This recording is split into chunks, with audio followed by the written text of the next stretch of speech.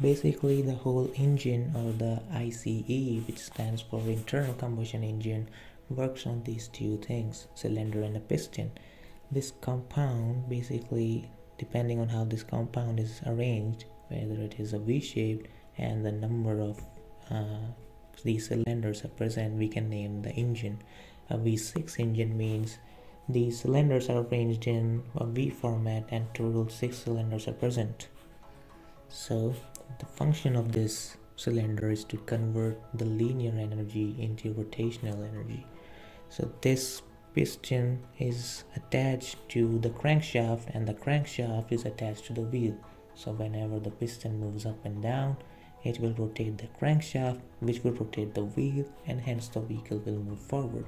So what's happening inside the cylinder? Inside the cylinder, combustion is taking place where the fuel and the oxygen which comes from the atmosphere is reacting to form carbon dioxide, and this carbon dioxide needs to be thrown out of the vehicle, and this is where the exhaust system comes into play. Here's a diagrammatic representation of the cylinder and piston compound. You can see how it is attached to air inlet from where oxygen or the atmospheric air enters, and the air outlet from where the CO2 or the exhaust system is working. So the movement of the piston up and down is called the stroke, and the whole combustion cycle takes place in 4 strokes. Our first objective is to draw the fresh charge of air into the cylinder. For that, the piston starts at the top and moves downwards. As the piston descends, it creates a vacuum in the cylinder. The intake valves open, allowing air to flow into the cylinder.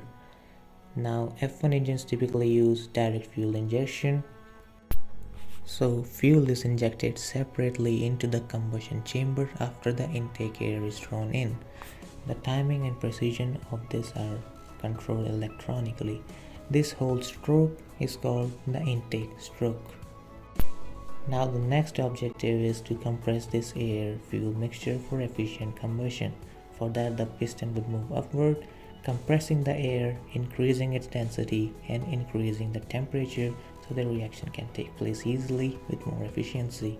This stroke is called the compression stroke. Now the next objective is to convert chemical energy into mechanical energy, and this process at the precise moment as the piston reaches the top, a spark plug is present from where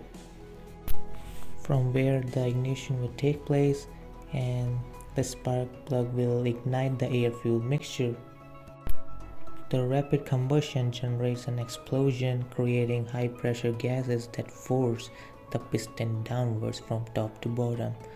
This stroke is called the power stroke, and this downward force would be transmitted through the connecting rod to the crankshaft, which would produce the rotational energy. Now the last objective is to expel the burned gases from the cylinder.